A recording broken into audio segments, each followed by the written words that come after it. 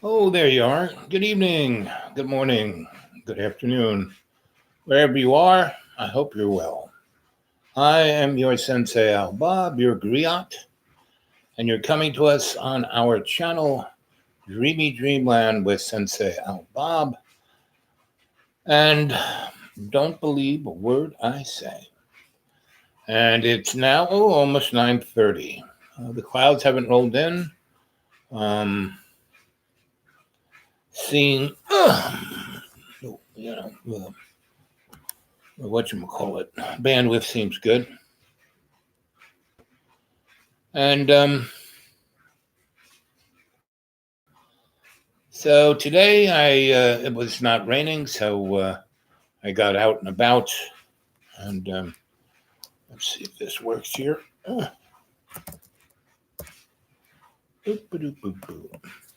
Yep. So hopefully you guys show up. It's now a minute and 5 seconds. And merging bioweapon patterns, 71 days, right? And this is coming from Critical Thinking, the YouTube channel Critical Thinking. Extremely good channel. I like it a great deal. And let's see. Boom, boo, boo, boo.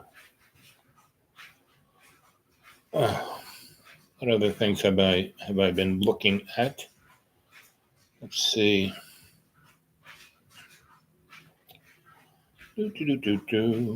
History.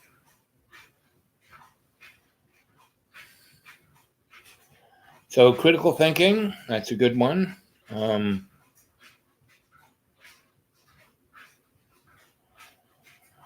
no.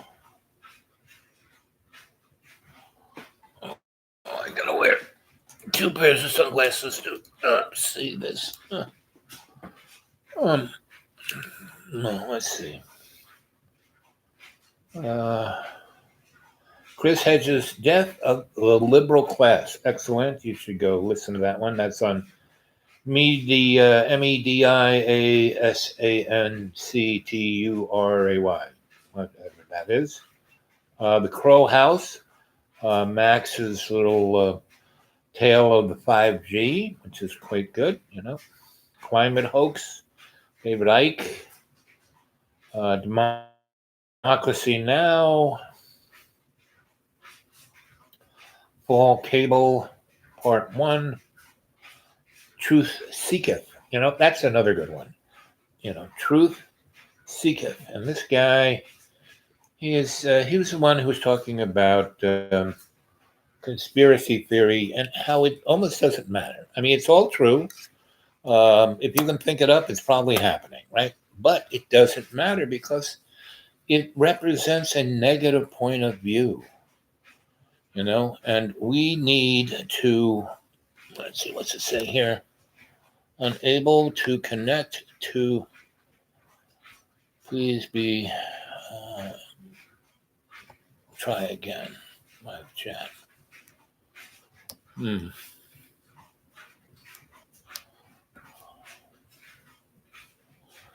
Anyway, the limitations of of me being able to do the show. It's a great blessing that I'm here at all. Now there's two of you guys. Somebody chat something so I can see if the live chat's actually working. It won't tell me. It says these very strange things. Liable to connect to, unable to connect to, queer to chat. Please try again.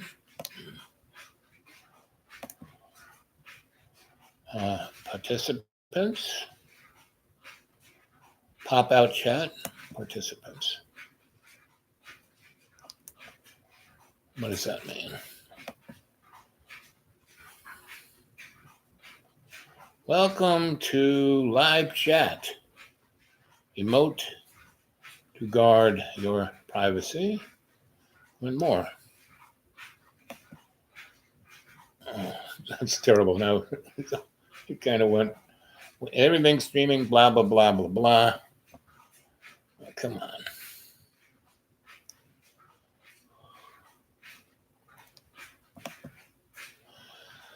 I won't play with anything anymore. If you guys are there, you're there. If you can chat to me, try and chat to me. It would be nice to know that everything's working.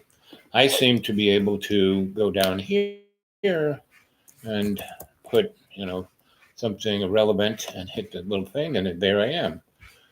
But anyway, so what are we going to talk about tonight? Every moment is all we have.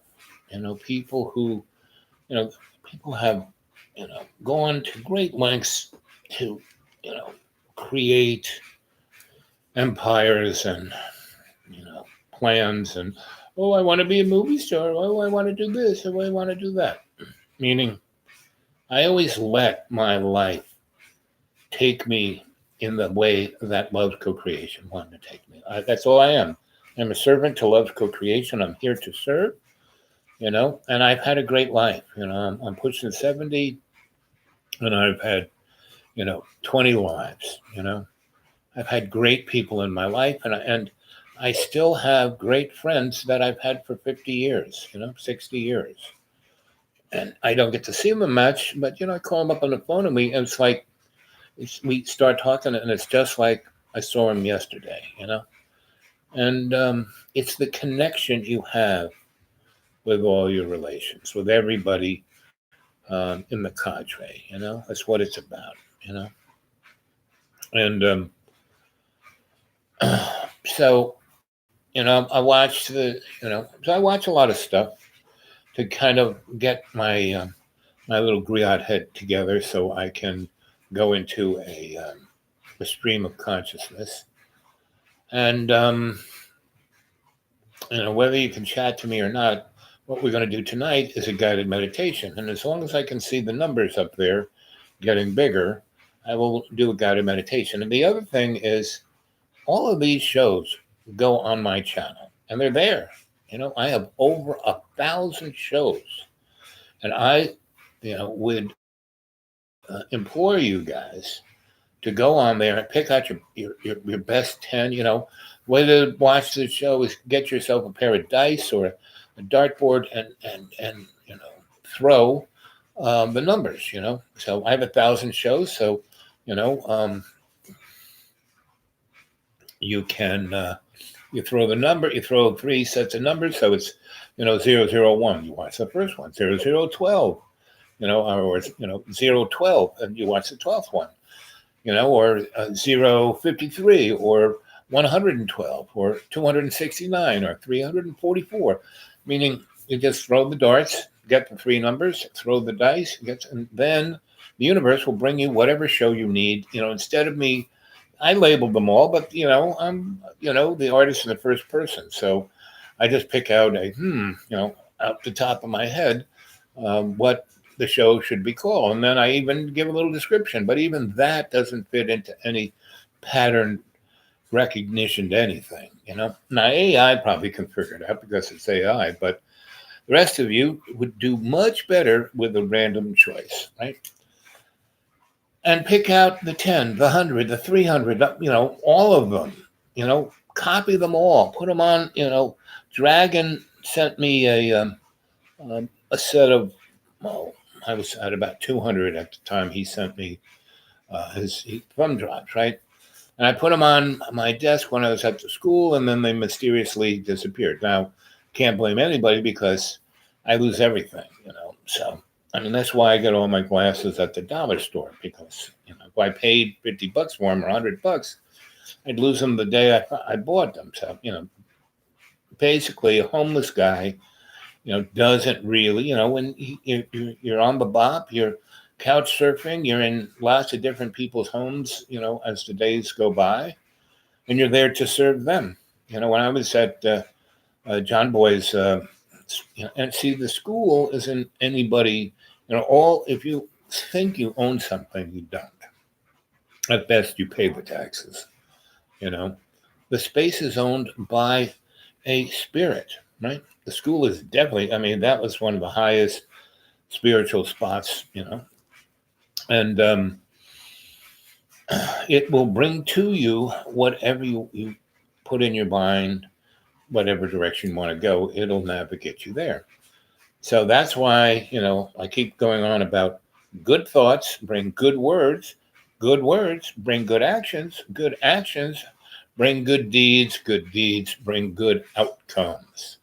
But if you're, evil, neurotic, self-centered, selfish thoughts, you say really crappy things.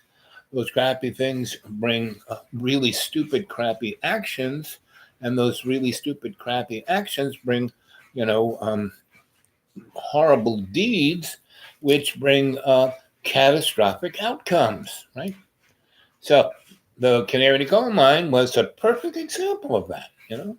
So that's kind of why I spent 2.5 years. Not so much because he was doing that. I thought if I could give him an example of someone, no matter how stressed, no matter how whatever, that I could navigate through it in the most positive ways and always have good thoughts, good words, good actions, good um, deeds, good outcomes, right? And the more I did that, the more the canary got really upset, right?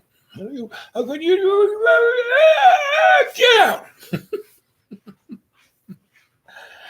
And that was fine by me because I would go someplace else where I was needed and be there until, please come back, please come back, please come back. And, I've been, away from the canary now for 1 year and 3 months. And in that 1 year and 3 months, he begged for me to come and stay with him. You can stay here as long as you want. And I went there 4 times when I had to, you know, do things in that valley. Not to, I didn't drive the 200 miles just to go see him. I had a lot of other stuff. And I would go up there thinking that, oh, I'll start going through my stuff and taking it away. But in that year and 3 months, those 15 months, I visited him 4 times. And in those 4 times I visited him, I was there no more than 26 hours. The last time I was there, he went wiggy within 3 hours. And it was like dark as, dark 30. Get out, get out, get out. I said, can't I wait? Can't we wait till the morning? Let's just go to sleep and get out now. So I had to drive down the 2 mile long riverbed of a driveway. And then I had to drive about 6 miles on a darker than dark, windy road with mountain on one side, cliff on the other, and no fence.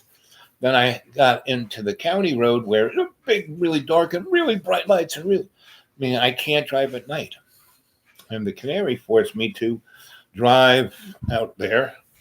I was going to go to his parents' house and say, your son threw me out. Can I stay on your couch? I didn't do that. I basically went to a cul-de-sac nearby that I knew nobody was going to, there were no houses on it. The cops never go down it. And I could sleep there, for the evening and wouldn't be bothered. And I called up my friends, but everybody was out. I just got their voicemails and I started to nod out. And then a friend of mine calls, oh, listen, I'm going to go to a great party. You want to go? I told them where I was and they came and got me. And we drove, they drove my car to their place and I got in their car and we went to the party. And the party lasted 3 days. And it was an off the hook party. I haven't gone to a party like that in 20 years. And it was the most fun. I met some really great people. There was great food, great everything. They had a band, they had a stage, they had a gigantic wedding tent out in the middle of a farm field. It was really, really nice. And they had a paddock where they had nice little beds for people to sleep in. And they had about 8 fires that, they had burning. And I didn't have to do anything except eat really good food, drink really good wine, have cocktails and boo, and talk to sweet people and dance with pretty girls. 3 days of that. And I would not have experienced that unless the canary had thrown me out in an agitated, neurotic state. So I kept calling John the canary in the coal of mine, of the social thing, because I've known him now. He bought the place in 2015. So, that's like almost 5 years, September of 2015. And so, and I spent 2.5 years solidly there trying to help him. I got him to quit cigarettes. I kind of got him to stop other bad habits and to be more empathetic and try to think of other people. He just can't. And so I've been away. At a certain point, I said, well, I'm just enabling this guy, so I'm just going to go. And so I've been away a year, and 3 months, 15 months, and he hasn't really changed. I talked to him a few days ago, and I thought he was working with his parents, and maybe that would be grounding him, and he'd be in better shape. And I tried, the last time I talked to him, about 2 months before that, I tried to say, John, the most important thing is your kids. You got this great school. I've read, you've told me your whole divorce thing. You have, custody of your children 50-50, but you don't do it. Since they left years, ago, you haven't really done anything for them, with them. And so, but that's what I think about it. My whole life is about my children. Well, why aren't you with them? That you could have them come stay with you. And I'm sure his ex would be, at a certain point, fine with that, right? If it was, dealt with. And the school would be a great place. Him and the kids, he could teach them a lot of stuff about filmmaking, about painting, about being a musician. He could do, he could impart all those great talents he has to his kids, and that would be a great thing. And that's what I said, that would be a great thing. And I've been telling him that for the last 4.5 years. Your kids are the most important thing. And so, and that's what the title of this thing, we only have the moment we have. And thinking about it in a neurotic, anxious way. So the canary in the coal mine represents our culture. What's going on right now? I was watching, MSNBC, and Rachel, what's her name? And, she's going on about it's like the end of the world. Well, I'm old enough to know that, I was around during the Vietnam War. I was sitting in my girlfriend's living room with her parents watching the Chicago convention in 1968. I was there that summer with her, and I was like watching it, and it was like the end of times. I was in Australia when Gulf Whitlam. In Australia, they kind of was it's a kind of picturesque copy of America. Go think, and so they have the Labor Party, which is like the Democrats, and the Liberal Party, which is like the Republicans. But they're really, so the Labor Party never quite got control. They had other factions. So it was kind of a mixture of the English and the American political structure, and it was run by the Queen owned everyone, and the people were getting really fed up with their government, because no matter who they voted for, the same crap would always go on, and the big corporations would come up and rip up, beautiful forests and the outback, and they were blowing hydrogen bombs above their above their heads, and they were they had an unbelievable rash of cancer because the hydrogen bombs, because they would out at the Walla Missile Range, which is near Alice Springs. And Alice Springs is really that's where Area 51 is. The really weird stuff goes on in Alice Springs. Go Google Alice Springs. And that's where all the Nazis are, right? and it's not too far from the Antarctic. It's like right over there, or the South Pole. And it's a weirder than weird. So in '77, I was there for 3 years, from '77 to '80, and and the Queen twice disbanded the government.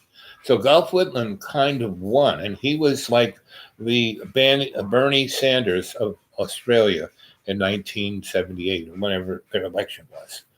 And they had the Queen's representative in the parliament, and he wears this like frilly, girly, kind of looks like a 17th century RuPaul. RuPaul really looks great as a guy or as a girl. He was on the Oscars, and he was wearing a kicking dress. So that was the Queen's representative, and so the vote was going to go, and the Queen came and visited Australia, right? Elizabeth and her very strange husband. Those two, you can almost see their reptile tail. David Icke just goes on and on about how they're reptiles. If you see them relatively close up, you can swear they were. And so, basically, the Queen came, and everyone in Australia, in the big cities, in Sydney and Melbourne and Perth and Adelaide, got a week off. And she was going to come and visit all those cities, and be in her limo and wave as she drove through the town. And basically, each of those cities, so they got a week off, and everybody went to the beach. And so when she would come, she started in Canberra, the capital. Nobody was there. So she came to give a speech to the big open thing, and there was nobody there, and she gave her speech like to the TV camera, and they could never pan out to the throngs because there was no. There was no one there. Then she went to Sydney, the big city, right? And she was going to have the big thing and the big fireworks, and nobody showed up. Then she went to Melbourne. No one showed up, and then she just left. She didn't even go to Perth and Adelaide. And then she declared martial law, right? Because the election happened. Gulf Whitlam won by a landslide, and the minute he won by a landslide, they declared martial law. And they were serious about martial law. They just took you away. If you had anything to say about politics, and they put you on one of those little islands 1,000 miles off the shore of Australia, which Australia owns. I don't know how, but they own all these little islands, and they blew up atomic bombs there. So I was there for both those times, and one of those times the Queen came, and the Aborigines folk said, we don't really care, but we're going to organize, and we are going to show up with her, and step toe to toe to her, and so it was unbelievable. So there was a guy named Jimmy Bantry who was like the Martin Luther King of the Aborigines of that time, and we were staying with a friend of ours, and there were a whole bunch of us, and we went to be a part of this march, right? But they put cops everywhere, and we couldn't get there. But there were, thousands of people already down there, and the cops, it's like they shot people, tear gas, water cannons. It was unbelievable. And we finally got there, and there was nobody there. But there was a downtown area, and all the stores, garbage cans had got thrown, glass everywhere, burning, overturned, and blood everywhere. But there was nobody there. No cops, no people, no nothing, no news guys. It was about 12, and we just kind of walked through it. It was like that scene from Little Big Man, and when Dustin Hoffman and Grandfather were walking through the annihilation of the Indian tribe, and they were in another dimension, and they didn't get shot or attacked, but they saw all the horror go down. So right now isn't the worst it's ever been. World War I was pretty bad. World War II was even worse. and Korea wasn't nice, and Vietnam wasn't, and there's been hundreds of wars all around, and gangsters and drugs and gangs and all of it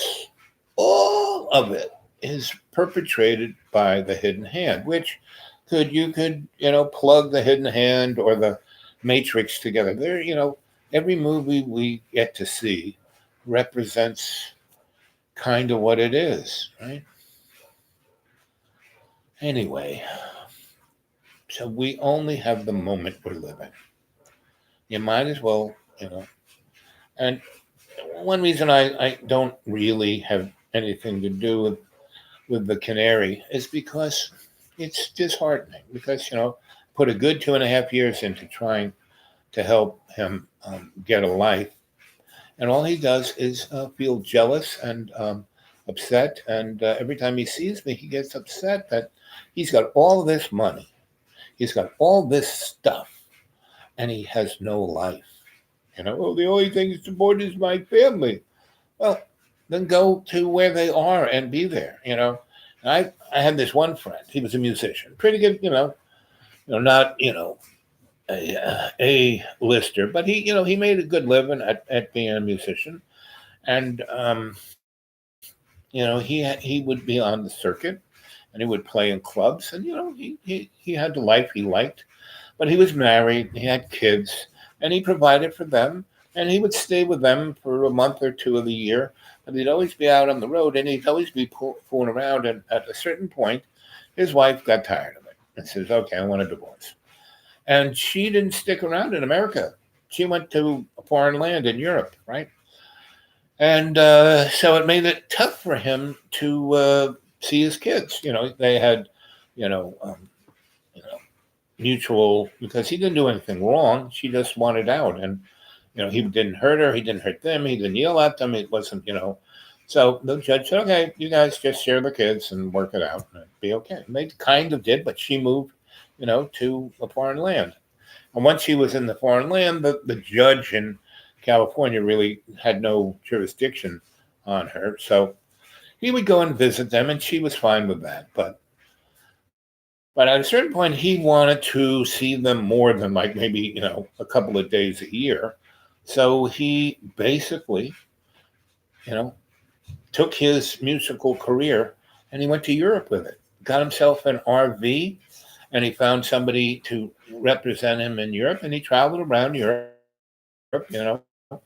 and he would play in gigs. And he had it spaced so he would spend a week every month with his kids. And what he had all the legal papers, and he would the first time he did it, he cruised into that. He had an RV, and he cruised into to the police department in that town in that foreign country, and said, "Hi guys, my ex and my kids live at this address, and here is the legal papers that I'm their father and I have rights to visit, and I have been visiting them, but I must spend more time, and she doesn't want me to stay in their house, so I'm just going to park the RV." In front of the house. It's public property, it's not her property. And I just want you guys to know, and have the heads up about it. And I'm not going to cause any problems. I'll be here a week, and they were, "That's cool, that's great." And so he would be there, and he wanted to be able to, when the kids came home from school, they could run on the bus, and he'd cook them a grilled cheese sandwich, and they played checkers, and so for a number of years he did that, you know, and for 3 years straight, you know. So he didn't make as much money as he did in America, being a troubadour, but he made enough. He survived. He was doing okay, and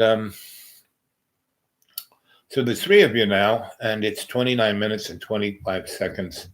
And hi, I am your Sensei Al Bob, your griot, and you're watching us on Dreamy Dreamland with Sensei Al Bob. And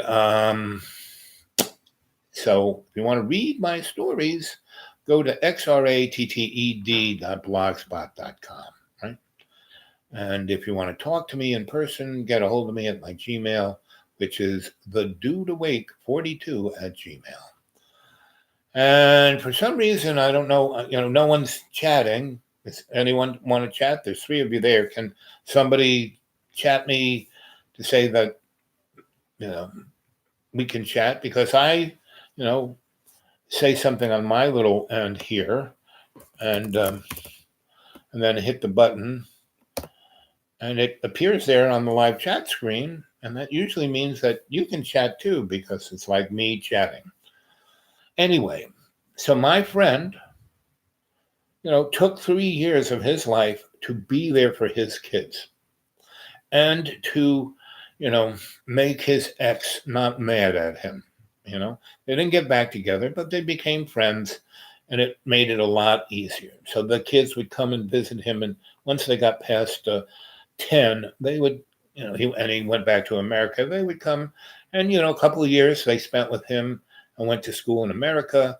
And so they had a wider, richer, greater life. And they actually had a family that worked better because the parents were in two different countries on different continents. and as the years went by, they became better and better friends and put whatever animosity they had to the side to have a better life to have a family. And now John has been divorced, I don't know, 10 years at least, if not more. And no, probably 9, maybe. I have no idea, but more than 5, more than the time I was with him. So, and the whole time he basically has, I couldn't use the word neglected his children, but that's what he's physically done. Emotionally, he can't do it, and I thought I could help him get there, and they used to be in the same town because she lived in one of his father's a really nice house where she didn't have to pay rent or utilities or taxes or anything. She just lived, the life of herself and did YouTubes and her YouTubes. Ooh. Yeah.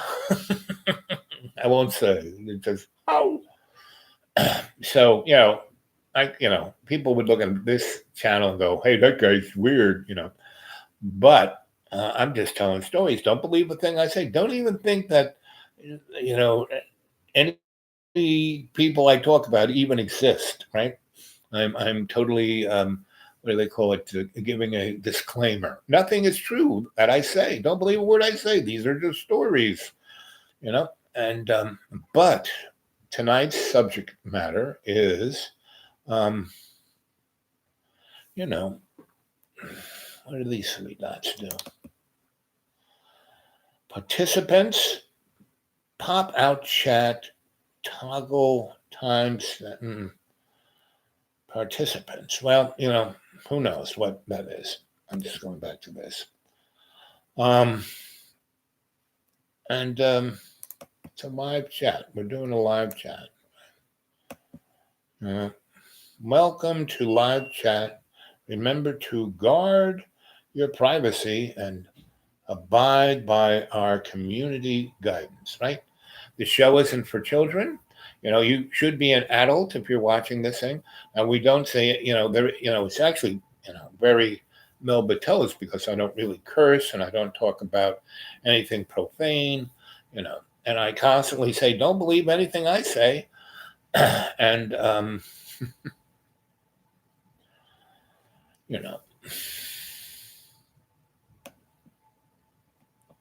what do these 3 dots mean here over here? Nope, I'm not going to do that. And I have no idea what I'm doing either. So we'll just go on. So there's 4 of you now. Can you chat? If you can't chat, how about not texting me, but sending me an email to the dudeawake42@gmail. Let's see what's on my Gmail. Do.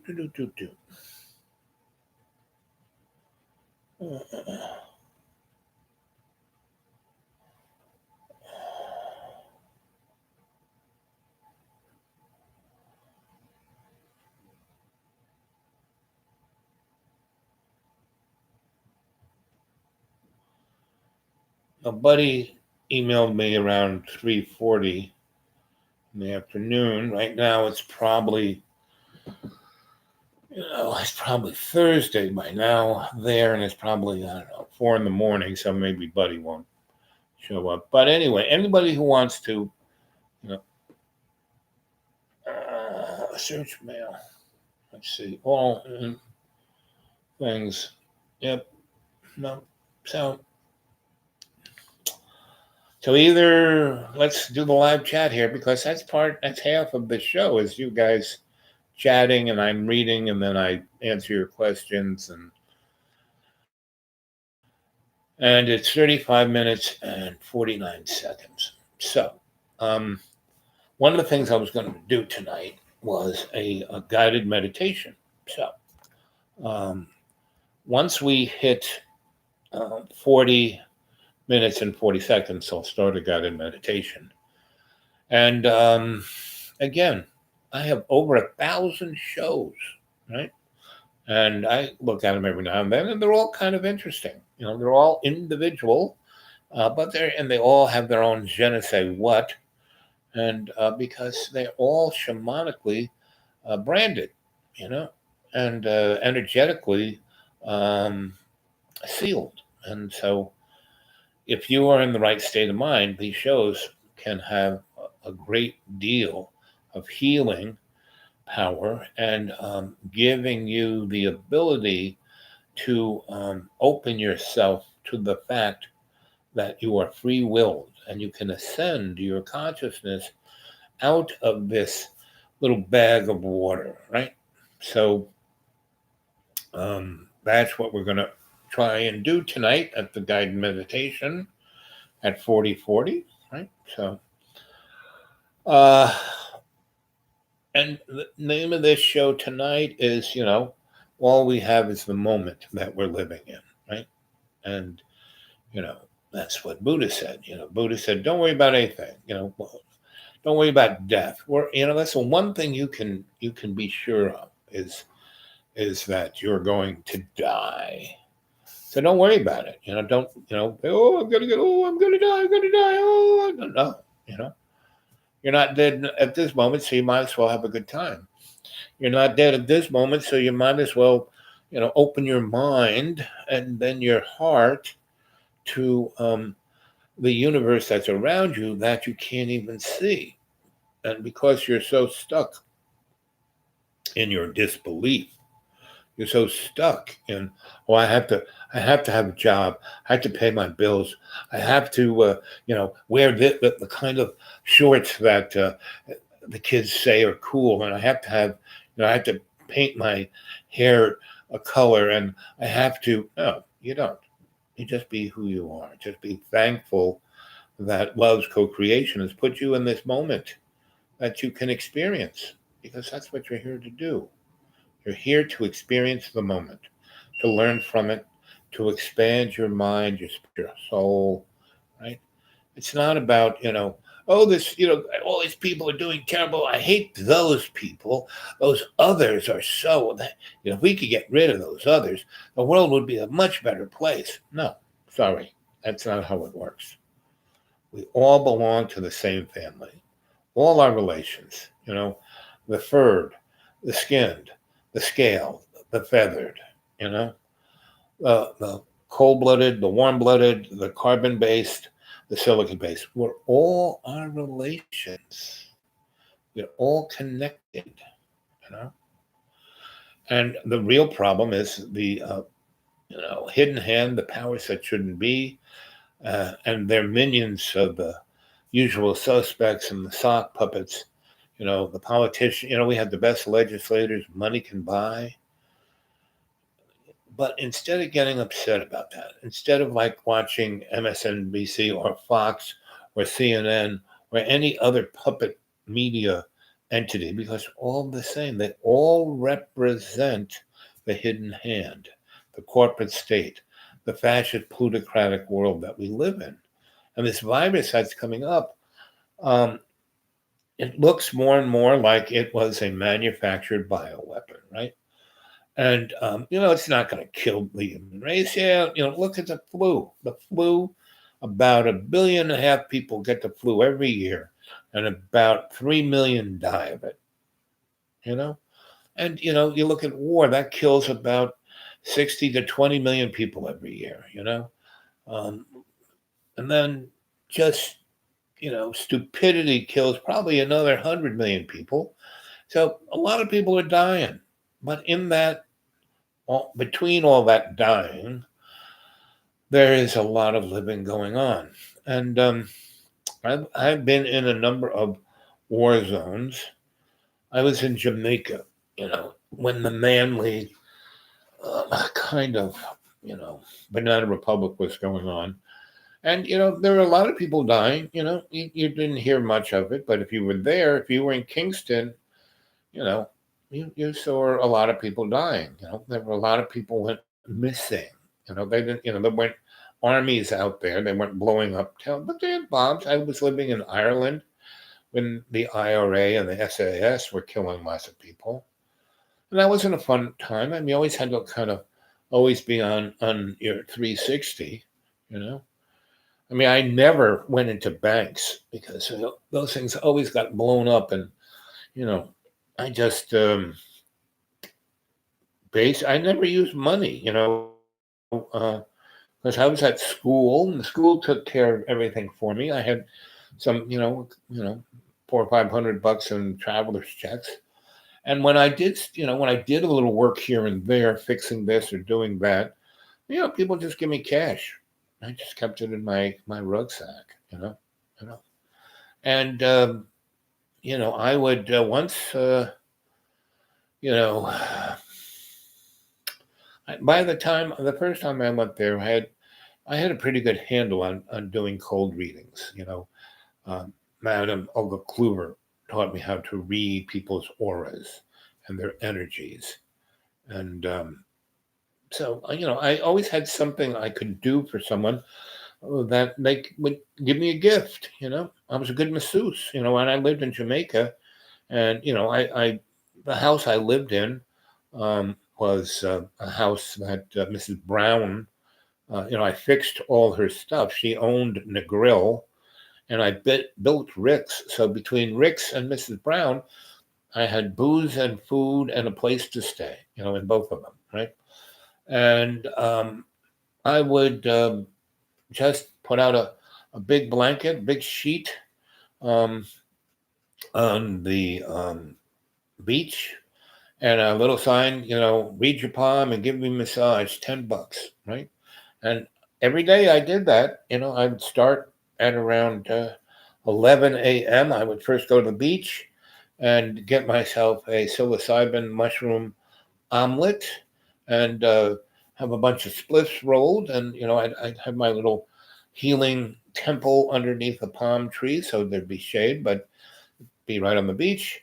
And, I would do 10, if I did 10 massages, which wasn't hard, um, because I was a great masseuse and I was a pretty young guy, and all these pretty girls, okay, you want to give me a massage? And I said, sure, $10. I'll read your palm too. Give you a psychic reading, right? I would give it to them, and that was awful fun. And I'd make $100 a day. And in the grill in 1970, 173, I guess it was. In the grill in 1973, $100 a day was like more money than that was a lot of money, And I just kept sticking in my rucksack, and I would invest it in Mrs. Brown, right? I said, Miss Brown, here, hold on to this for me. And, she just loved me more and more and more. And so she was making more money on here's my 100. I'll keep about 20. So I never paid for food. I never paid for drink. I never paid for boo,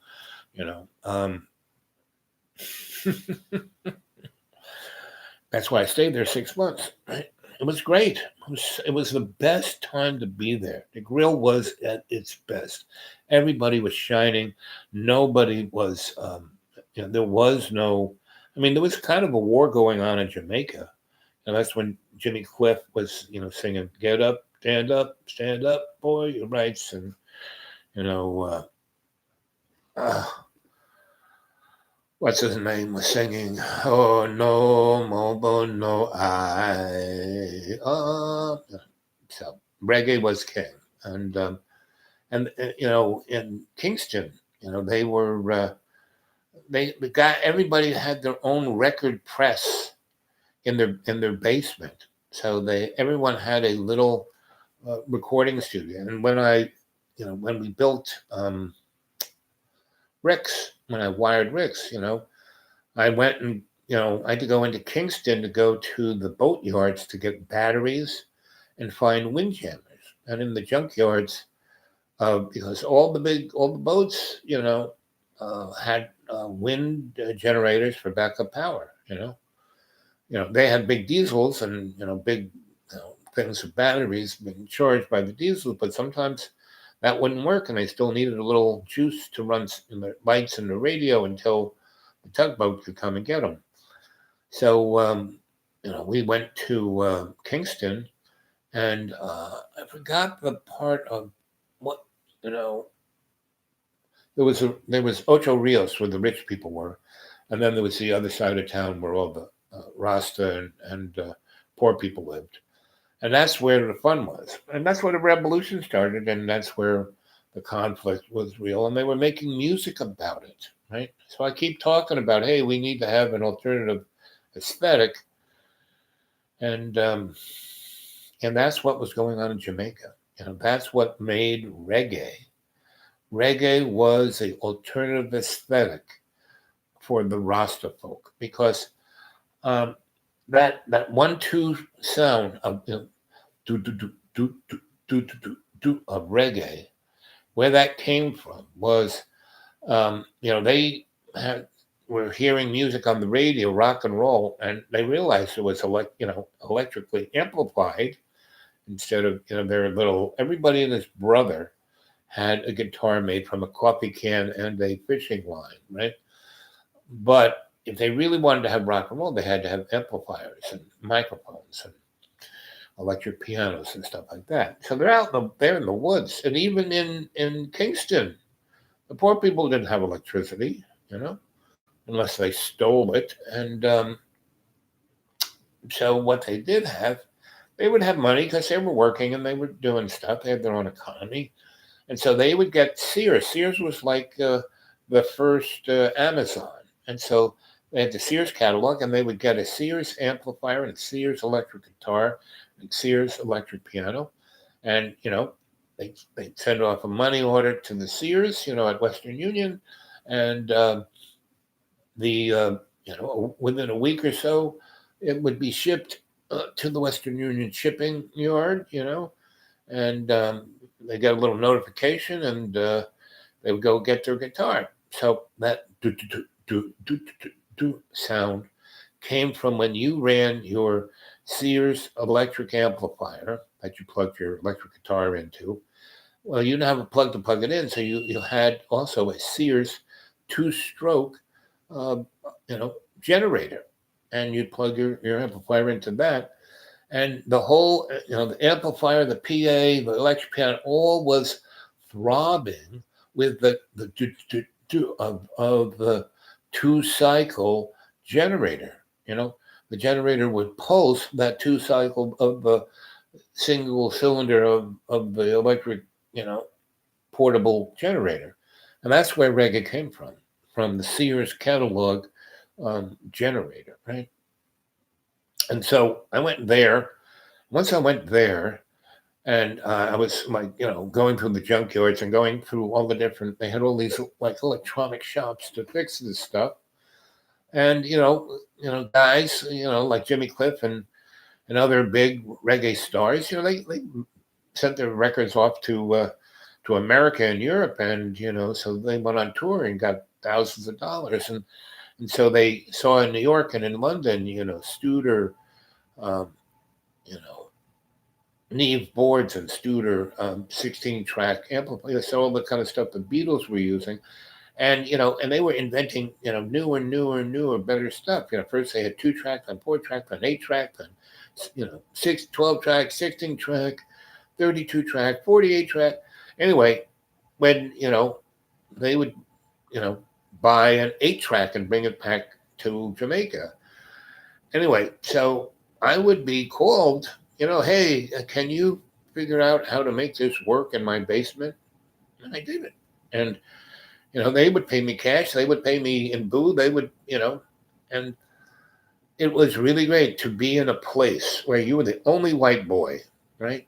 And all the Rastas, all the black folk loved you. You were part of the family, and they protected me because I was going to fix, their Neve recording board and show them how to use it, And that's been pretty much my life. I've understood and known how to fix and do things and help people. And it's given me access. And my life is about access, right?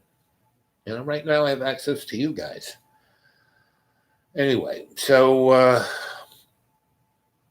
I hope there's 3 of you there. So I've rambled on a little bit longer than 40 minutes and 40 seconds. It's now 51 minutes and 13 seconds. So when it hits 51 seconds, we're going to start with the guided meditation. And the guided meditation is going to be focused on appreciating the moment you're existing in at the moment, right? That's what we're going to look at, right? Okay, so it's 51 minutes and 30 seconds. See, time's moving slow now. It sped up, almost 8 minutes went by just about rambling. It's still not 44 seconds, right? Still not 51 seconds, right?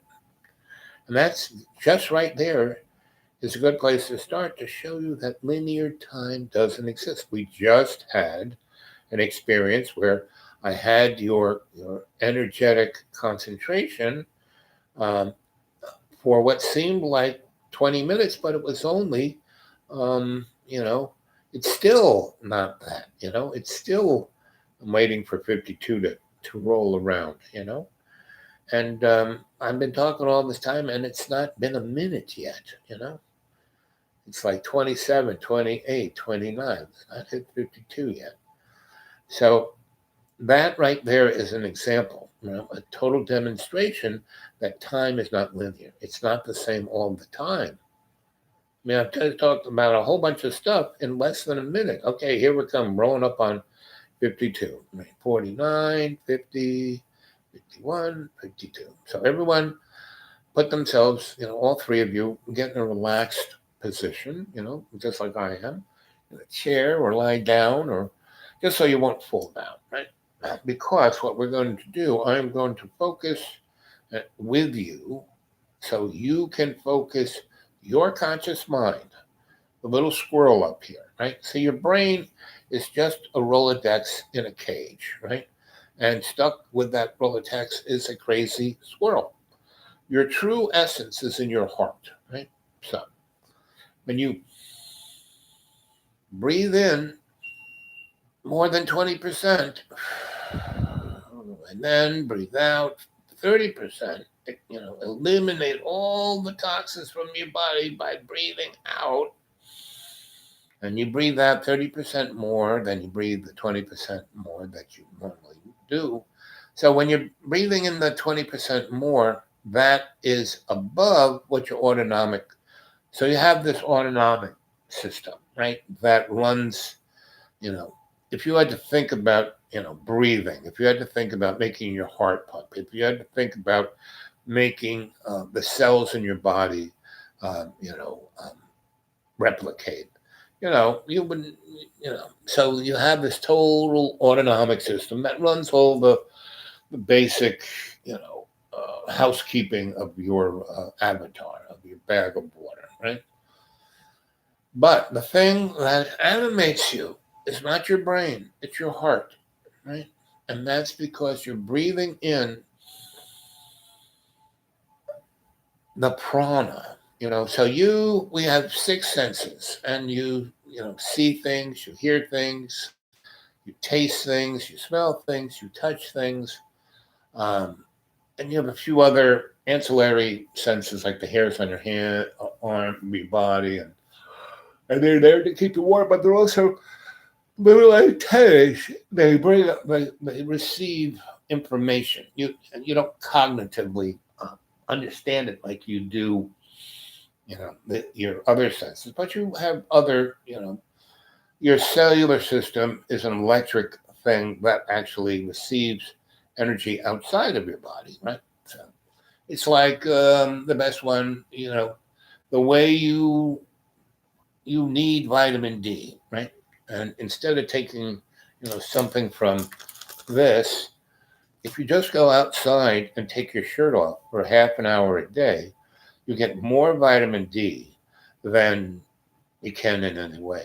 And just half an hour. But you got to go outside. You can't just sit, you get a little bit of vitamin D through a window, but going outside is what you do. And so, and that's why living in a deep green, when it's not winter, I, you know, for up until just this year, um, I would go south, right? And I did it religiously until 2015 when I died of a bowl of spaghetti, and so breathe in and breathe out. Focus your conscious mind on your breath. Forget about this. The more you do that, you quiet the squirrel in your head. So close your eyes. Sit in a nice, comfortable position. Don't cross anything. Don't cross your legs. Don't cross your arms. Put your hands at your side. Don't cross your fingers. Don't cross your eyes. And breathe in through your nose or breathe out through your mouth. Breathe in that 20% and out through your mouth. And I'm going to count from 1 to 3. And as I do, of conscious, that conscious will go blood-brain barrier, which is like going through a doorway into another dimension, right? And you do that by breathing in, because as you breathe in, especially when you breathe in that extra 20%, what you're doing is you're raising your diaphragm up, expanding your lungs out, and the little sacs in your lungs open up, and the little alveoli get energized.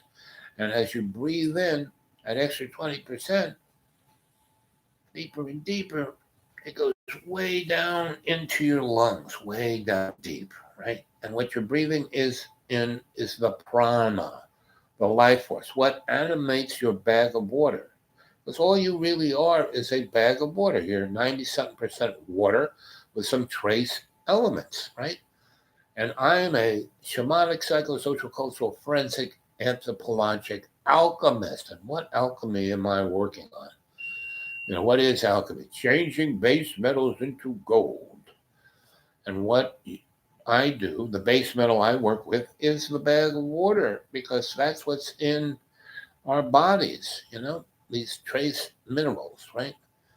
And the gold is not like a gold bar or some bling. The gold is that thread that goes from, your top chakra up into other dimensions, into your Akashic record, into your id, into your, sanctuary of your own choosing. So you see this, right? So you're breathing in the 20% and you're expelling 30%, because when you breathe out 30%, it's a lot easier to breathe in that 20%. It's a lot easier to open up your lungs. Any other form of elimination, right? So, 1, you're going into a deep, deep, deep state of relaxation. Your conscious mind is totally focused on your breath. See it clearly.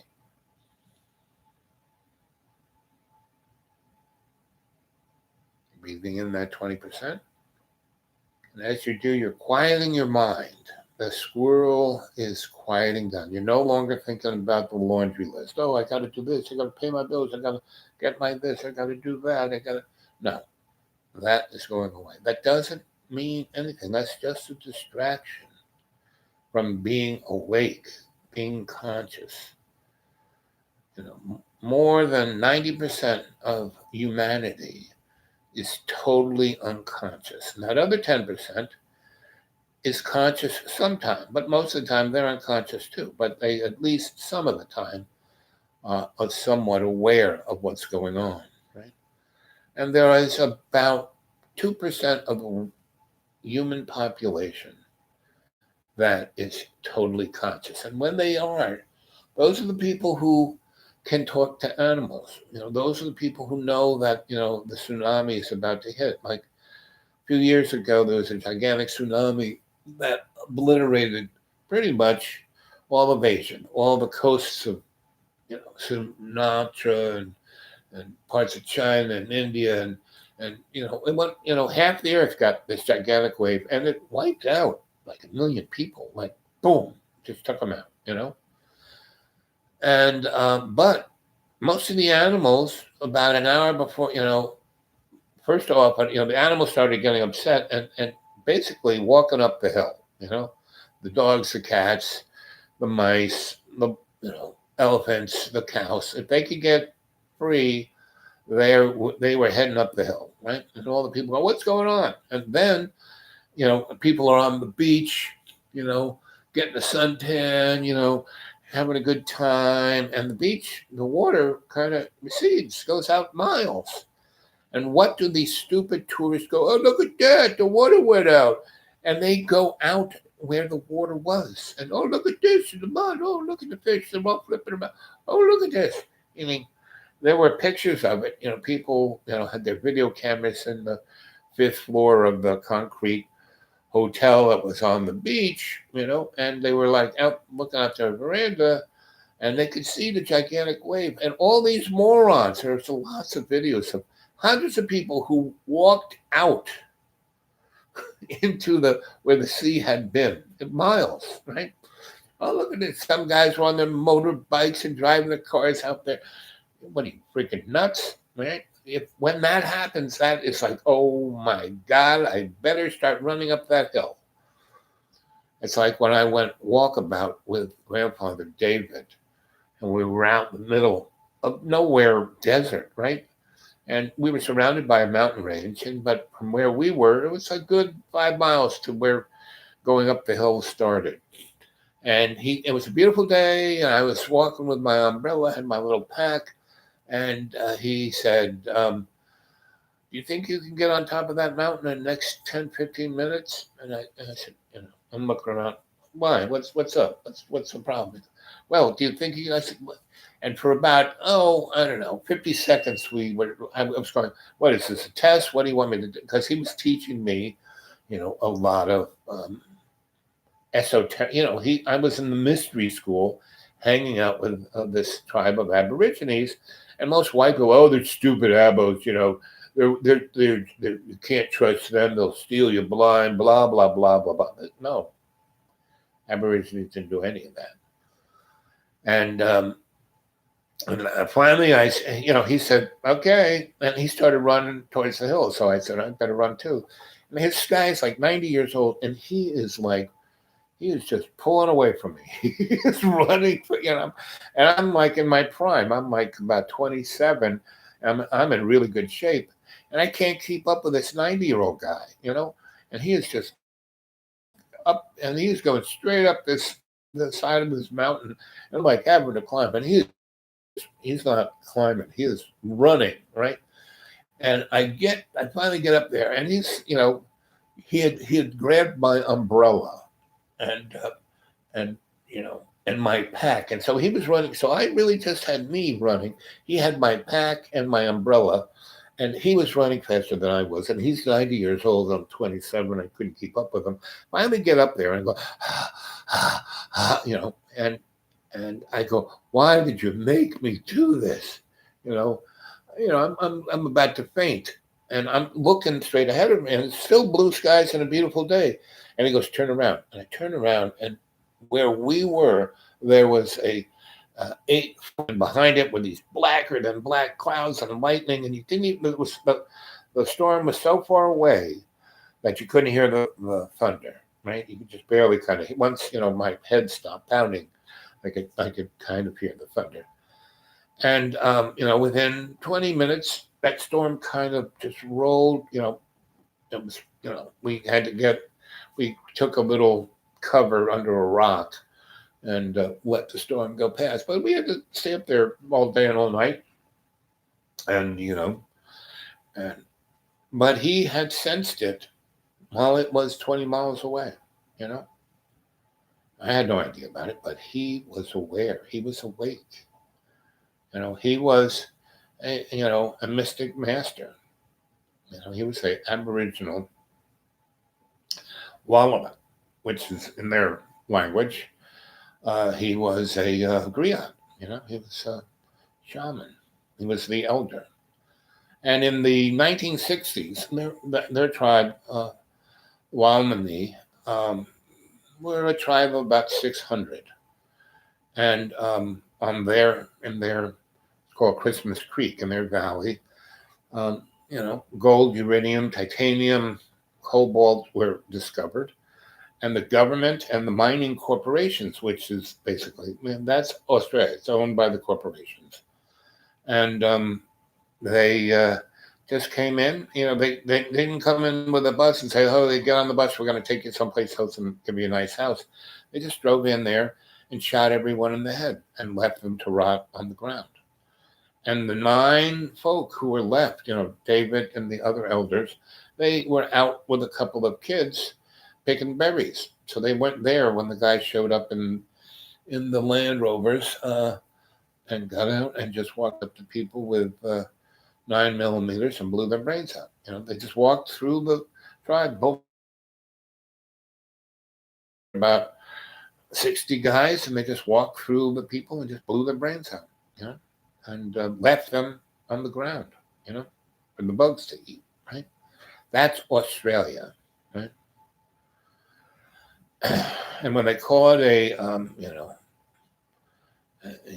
was an island where they sent the criminals, well, they didn't just send the pickpockets there. Who they sent were the rich folk who were just batshit crazy, like Jack the Ripper was Queen Victoria's cousin. He was the surgeon of the court. But he was, cutting up prostitutes down on the west side. And as long as he did that, that was okay. It didn't even appear in the, it was keeping the riffraff down. But once he started going after the middle class, start raping, and who's the Secretary of State, Pompeo, it would be like sending those guys to Mars, Anyway, I am talking and you are breathing deep, and you are meditating. You are going deeper and deeper into the state of conscious awareness, just like the Aborigines, right? Because they would walk that way. And so when you're breathing in that prana, your lungs are expanded and the little cilia are receiving the prana, right? And the blood, your heart pumps the blood through your lungs and it exchanges, the carbon dioxide you breathe out and you breathe in the prana. And that's what animates your body, right? And it animates it because the prana is photonic energy, whereas everything else in our illusionary world is incandescent, It's on a Hertzian frequency, X and Y. Whereas prana is scalar, 16 dimensions, Incandescent is just X and Y, it's 2 dimensions. And that's why everyone, their life, unless they're aware, unless they're awake, live in a box of 2 dimensions, this way and that way, So you're breathing deep. You're aware of your consciousness, your soul, right? And you ground this out, because if you just brought that energy into your body, you would burn your body out. It has to have a flow, and the current has to be grounded out, and that's called your chi. So the prana comes in, and the chi grounds you, right? And so the yin-yang symbol is black and white on either side. There's the event horizon of light, of the circle of the universe, right? And then there's this squiggly line here. That's the path of your life. And one side's white, and one side's black. There's a black side and a white dot on the black side, and that's chaos. Because we didn't have chaos, we would be, couch potatoes, basically. And again, if you go to xratted.blogspot.com, you can read a ton of stuff that I've written about all of this, right? Stories and essays, you know. Because when I do these meditations, these stories, to state myself, I connect my shamanistic side with my alchemist side and everything in between, and that's the story I tell you, in these shows, and that brings you what the Griot does. It brings you a story that gives you a perspective that you can have an insight, right? So that's where we're at, and you are sitting comfortably and you're breathing 20% in and you're breathing 30% out, and your conscious mind is basically going to sleep. Your body has gone on autopilot, right? So you can travel forth.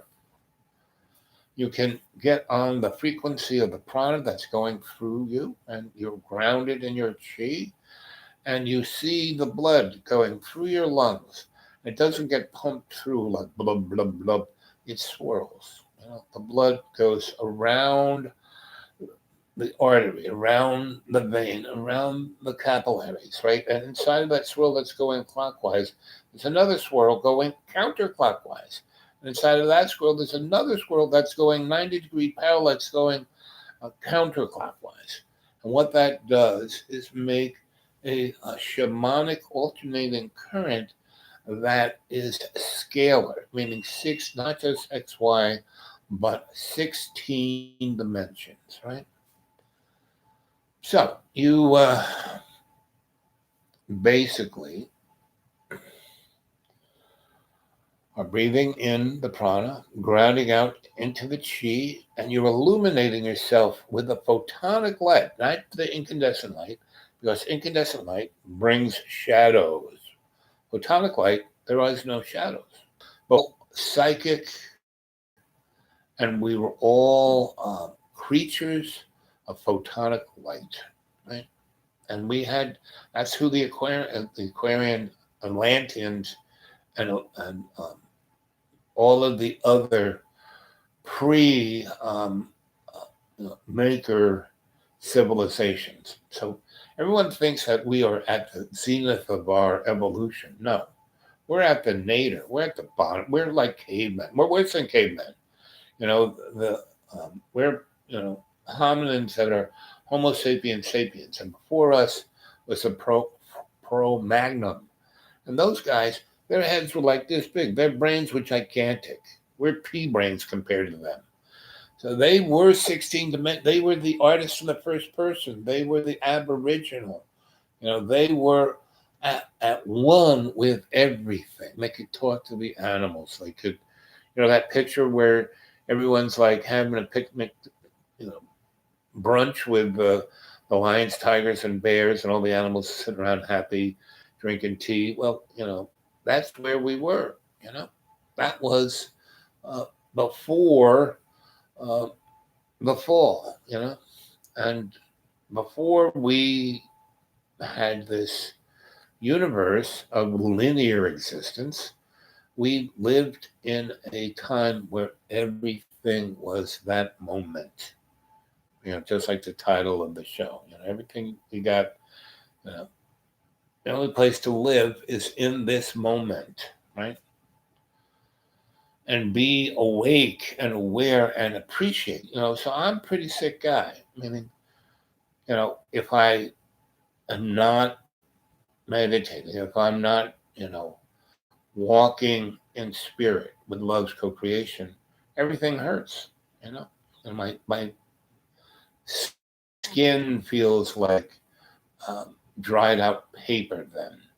Every little, and end of a nerve is painful, So I have to take my blood sugar, at least once a day, at least at least 4 or 5 times a week, because if it gets carried away, it should stay somewhere between 90 and 111. But if it goes above 150, I start to feel sick, start to feel not too good. Now, a lot of people who are diabetic, are above, 300, you know. I've only experienced that a few times, and that, I don't want to experience that. So I'm pretty good at what I eat.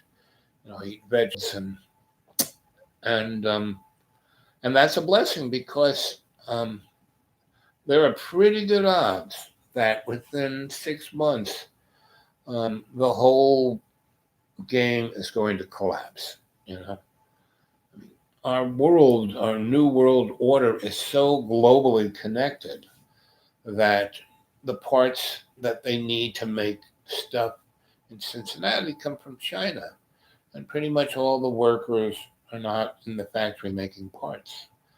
Now, the supply chain is long and pretty deep, so if people go back to work by within 2 weeks, there won't really be any real disruption. But if it goes past, the first week in March, things don't really get back to normal um, because they now have 80 cities that are in lockdown. So nobody's going to work. No one's, so so no one's working, right? They're not transporting anything. All the restaurants are closed, all the stores are closed. And so they can hang this way for 14 days, right? But if this thing doesn't go through the normal cycle of like what a flu does, because the flu, like I said, you know, 300 or 400 million people get it every year, 2 or 3 million people die of it every year, and that's accepted. That's not a big problem, right? But if this thing actually goes on the pattern that it could, if it is a bioweapon, and there's a lot of you know. What would you call it? Hearsay, you know, that people have looked at first of all, it's not a DNA strand. It's a pair of about 780 characters that someone has, something or some has been chopped. Back in the day, they tried, they do genetic engineering. And, in the beginning, they would like take one plant, another plant, genetic level. And once they understood that, they could try to manipulate those. And until they invented CRISPR, right? And CRISPR was invented like 8, 9 years ago. And so they got a lot of other technologies that have gotten somewhat better than CRISPR. But it leaves a telltale signature because you have to chemically through enzymes. That's what cuts the cell structure. So, the linear RNA strand is through enzymes, and so they leave a marker, right? And it was designed to leave a marker so they can see it. So the test for this, and that's why they call it a NCV, novel coronal virus. Novel because somebody made it. It's not just it happened. It's not, and when you do something like that, it has unexpected consequences. Right? And so I don't know the whole story. I'm just hearing from people I know that, hey, this, I can tell you this. And this guy, I'm going to straight talker, the different people I listen to, who people turn me on to, like dark journalism and, you know, um, true stream media. And anyway, so you're going deeper and deeper and deeper into the state of conscious, unconscious awareness. You're very relaxed. You're not thinking. Your squirrel in your head, is asleep, right? And so instead of thinking with your head, you're thinking with your heart, you're experiencing it through your heart. Through your heart is this empathetic motif, right? So, um, I'm out in the woods, there's not many people around me.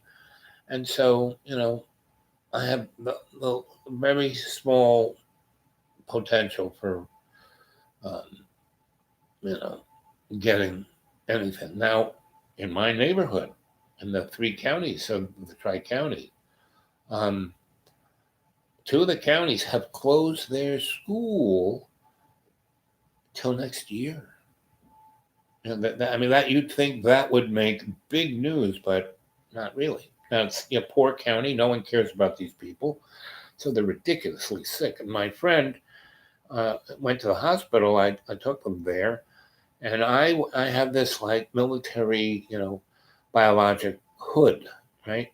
And it's a built-in respirator that goes snug over your eyes and your mouth. It covers this whole thing, right? And it's a hood that goes all the way down to your waist, right? And it goes into I didn't have the pants, but it's like goes over you completely, and it goes, your arms go in there, and you put these long rubber gloves, and then you put the thing, and then you put duct tape over it, and then you're sealed in. And I took my friend to the hospital wearing this. Now, the guy who runs the hospital knows me. And so I walked in with this thing, and the guy who runs the National Guard was there, and he knows me too. And they look at me, and they see it's me, and they go, "What are you asking?" And the place was stacked with people who had the flu, and people were vomiting and crapping in their pants, and really in bad way. And I go, "Really? I'm just, this is a prophylactic. I'm bringing my friend has to come to the hospital, so I'm bringing him here, and I'm not, you know." And then the doctor asked, "You got any more of those?" And I looked to the National Guard guy. I said, "You must have cases of these things." And he goes, "Actually, no. We used to have those, but they've taken away those from us." So that was about 2 weeks ago. And so I haven't been back in town since then. And it's been bad in the big cities of Johnson City and Boone, but not as bad as that. Right? So, and no one seems to be worried about it. No one's, I'm not going to really come up for air until the first week of March, and see what it is. And I'll go back. And I told him, I said, we'll have lunch in about 2 weeks. By then, you'll know whether it's a pandemic or just a bad flu. And I'll see you. Bye. So that's one reason I'm out here, guys. I kept talking about there's a window of opportunity here, and it's closing. Now I don't have a crystal ball. I just look at trends. I see these. Like our economy is already gone. Where we are what Rome was in the last epoch of the Roman Empire before it became the Holy Roman Empire. And the Holy Roman Empire was just rebranding to keep the cash flow going, right? And then new imperial entities grew out of that, like the Holy See and Vatican City, right? And that gave birth to so Vatican City had the power of the military, the intellectual, and the economic power, right? And then they kind of expanded it out and went to England, and England became the commercial center. That's where they have the city of London, right? City of London is just like Vatican City. It is a country within a country. It has its own police. It has its own political. It has its own laws. Its own everything. You can't do the regular part of the English legal and political structure cannot affect the city of London. Rome and the EU cannot affect the Vatican City, right? And the U.S. government cannot affect the District of Columbia. Those three, DC, City of London, Vatican City, run the planet. Right? So, two, you're in a deep, deep, deep, deep state of conscious relaxation. Your whole body is like asleep, right? You're lying in that chair, on the bed, on the floor. You're safe, you're secure, and your body senses are drifting away.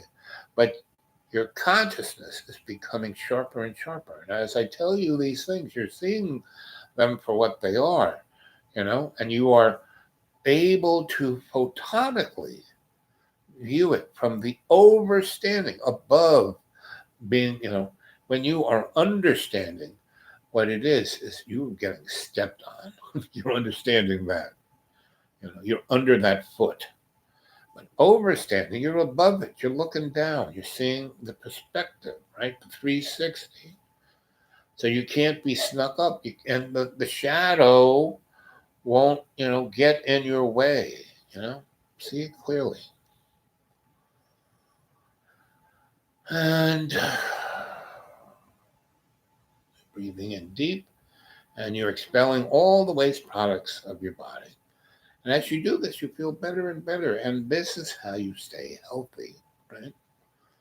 Now you have to, make sure your environment is relatively clean. Now, breathing deeply like this, if you were in a room of asbestos, wouldn't be a good idea. But if you were in a place that the air is relatively clean and safe, you can do this. You can go out in the woods as long as, I drove through Johnson City today and Kingsport, which is a good, 60 miles over there, but it is a chemical cluster frack. It's where Kodak has its its main thing of making chemicals.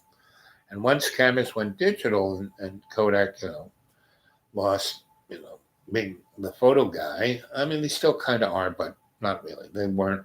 But why Kodak still exists is that their chemical company, became twice as, became their major money source. And all of these chemicals are, basically polyvinyl chloride and ester based, really super, super, super deadly. Everything plastic, everything synthetic comes from either PVC molecule or an ester molecule.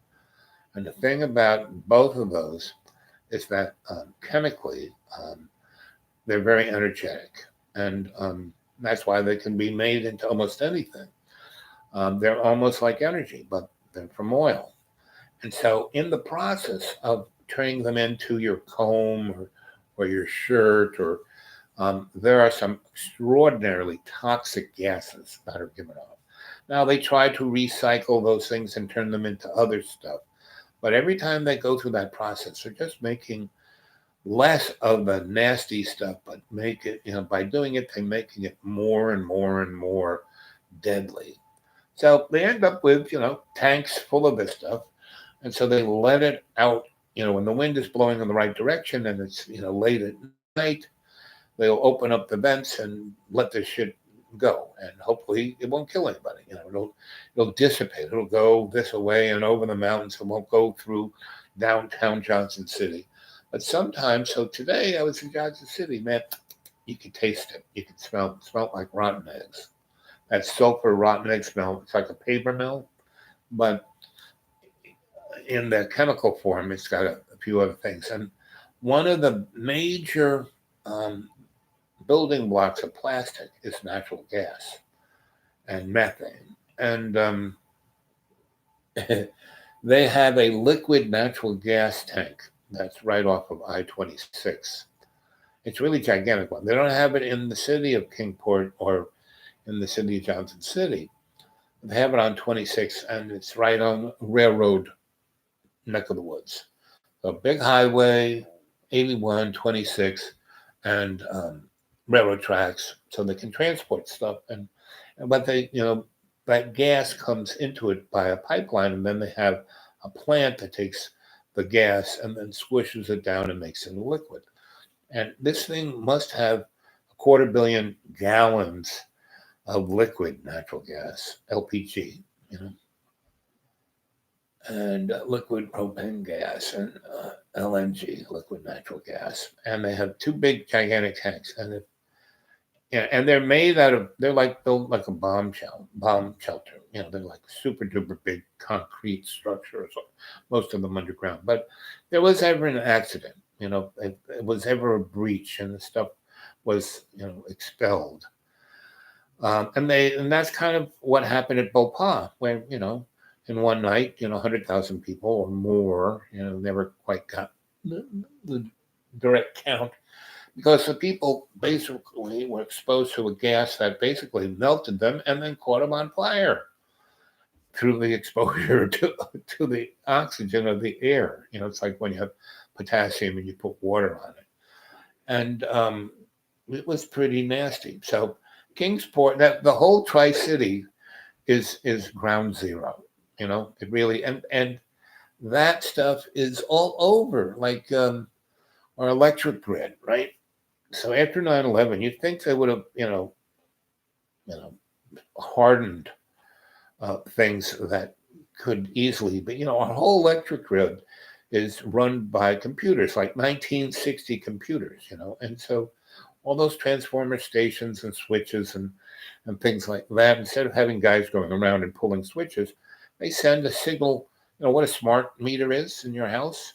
It's like the information goes back to the home office over the power wires. And so that technology was invented in the 50s to control the whole system. Well, they haven't really, you know, did an upgrade of our electric system since the 50s. So it is in tatters. And I don't know how well you guys follow the news, but last year there was in Massachusetts a bunch of near Athol and that there are a whole bunch of cities up there between the edge of Massachusetts and New Hampshire and Vermont back in the 1890s. That was between the 1790s, 1890s. That's where the majority of manufacturing was.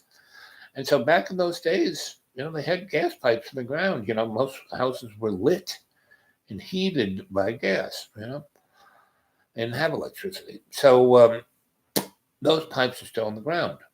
And when good old Bill Clinton decontrolled utilities and people like Enron bought them and then sliced them up and sold them to lots of different people, and most of them, those people were cutouts of the Rothschilds. So what a cutout is, it's the CIA or any spy organization uses cutouts.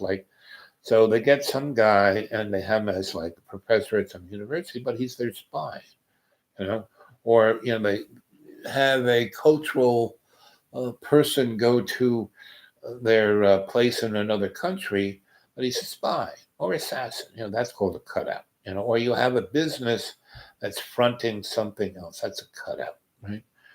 So basically, Bill Clinton decontrolled utilities, entities like Enron were the cutouts, and Mr. Rothschild bought our utilities, right?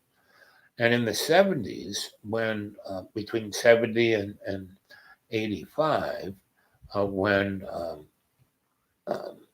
just before Billy Boyd became president, the United States had a depression, basically. New York City went bankrupt. Chicago went bankrupt. Philly went bankrupt. All the big cities went bankrupt. And that's why you had these tremendous ghettos and drug problems and crime, right? And you had the same kind of motif that the guy who's trying to buy his way into being president, when he was mayor of New York, he had, stop and frisk. We put all the police in the black neighborhoods because that's where the crime is. If you destroyed someone's neighborhood by putting a highway right through the middle of it, and then redline and took all the banks so no one could borrow any money and run businesses, well, then no one would have employment. And then the only thing that kids, young people could do to feed their families is sell drugs. And the drugs were brought in by the CIA, right? Now, you're going deeper and deeper into a state of relaxation. And you are seeing all of this. You're not just hearing me tell you this, you're seeing it because your griot. I'm telling you a story, and then you are seeing it in your imaginary mirror that's right behind your eyelids where you have REM sleep, right? And you are illuminating this with photonic light of that energy of the prana that went into your lungs, and then your heart pumped the blood out and it was swirling, right? And it went to every cell of your body, and you are now looking at the cells in your body and you're seeing the do mitosis split up. And what happens when that starts, the RNA molecules unzip like a zipper, and basically all the pairs of the RNA rewrite the code of your DNA, and bingo, you have two cells when there was one, right? But in that process, when the mitochondria, which is totally on fire with the prana, does that with your RNA and unzips it, it opens up the cell before it splits into two, and that's when you can look into that cell. You meditate, illuminate yourself with your breath, illuminate your imaginary mirror, and you can see yourself. That opening up of the cell is like a mirror to the universe. And as you look in, you illuminate your your imaginary mirror, and you take that light and you focus it on your subconscious mind. And your subconscious mind isn't like what Freud, it's the house of all your monsters. Well, the things you don't want to see. But no, what it is the library of your Akashic record. And you can't see it unless you walk in the library. So I want you to walk into that library and you see, look at this. It's a library, all these shelves, all these big books. Look at that big fireplace. And look, what's that blue flame? That's the flame, the universal flame. And that fireplace, was a gigantic fireplace, you could drive a bus through it. It's not big stones. Those are books, your fireplace, but they don't burn. They're eternal, the Akashic record, right? The Alpha, the Omega, from the beginning to the end, right? And what the beginning then isn't a linear ride of the universe expanding and then contrasting. No.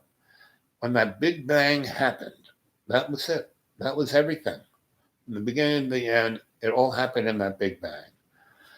But for us as a spiritual entity to get anything out of this, we have to experience it as a linear progression story. I, as your griot, are telling you the stories that you are now seeing.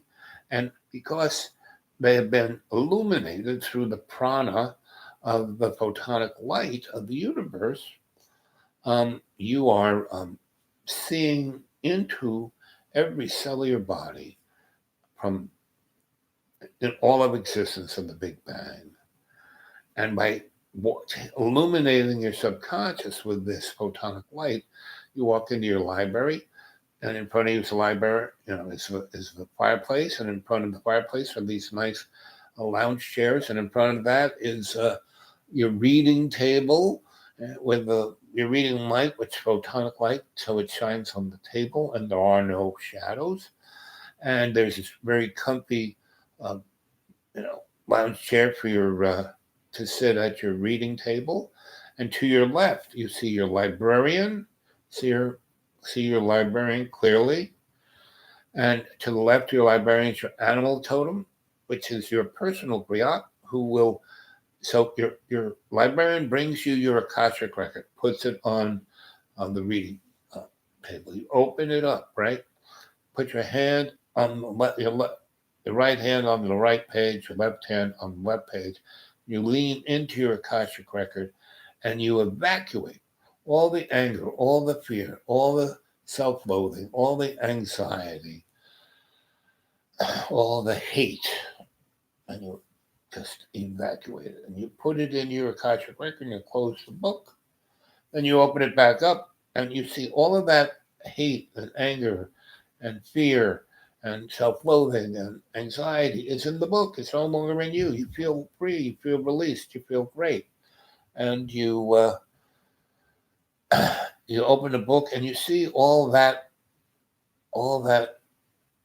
crap in the book, and you see it there, and it's not in you, and you're not emotionally or physically attached to it, so you can get a perspective and go, "Oh, look at that. That's why that happened. That's why this guy did that." And I don't. Why did I even get upset? I don't have to get upset.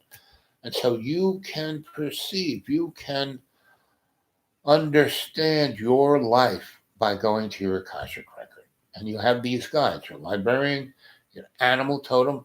So you can see the truth in the book. You may not understand it. You say your animal totem, well, tell me a story about this. And your animal totem will tell you a story, just like me, your griot. I tell you a story, and it gives you a perspective of the bigger picture. And around that screen, which is like a TV screen, a computer screen, a movie screen, you can see either text or moving images, just like YouTube. And around it are 28 little screens, which are all the different dimensions and angles of seeing something. You just see it flat on that screen, you'll only get that two dimensions. Look at the 28 different little screens around it, you get it from every different angle there is. So between your librarian and your animal totem, and you also have your guardian angel who always has your back. So I want you to look at your librarian, see your librarian clearly. Remember that, right? I want you to see your animal totem, right? See what animal it is, and how it relates to you, and what it is. You don't understand it, ask your animal totem, and your animal totem will always give it a 411 on whatever you ask it, right? And it'll tell you either straight up or through a story, whatever you need. And your guardian angel always has your back, right? So take and see your guardian angel very clearly, right? Remember how they look, right? Remember how your library looks. And on the right, so your guides are on your left, and on the right are the 9 doors of the universe, right? And one of those doors is always open. And that doorway goes to the sanctuary of your own choosing, your superconscious mind, right? You have your conscious mind, you have your subconscious mind, you have your superconscious mind. You walk through that doorway. And so you've eliminated and evacuated all the angst and fear and hate. And you're as light as a balloon. And you float over to that doorway and you go through it. And there it is. There's this doorway, and then leads to a staircase that goes over, and it's a bridge, and it's a bridge that goes over your id.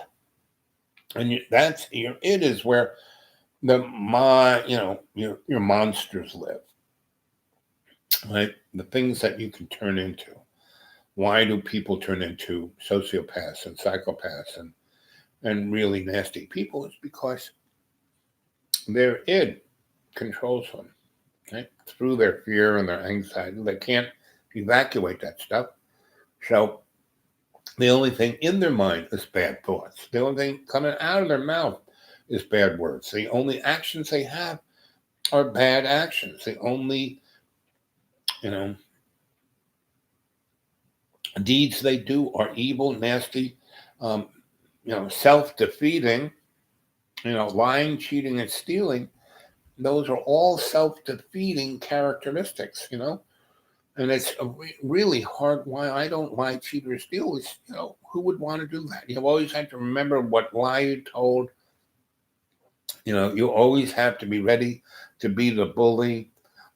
You always have to be ready to,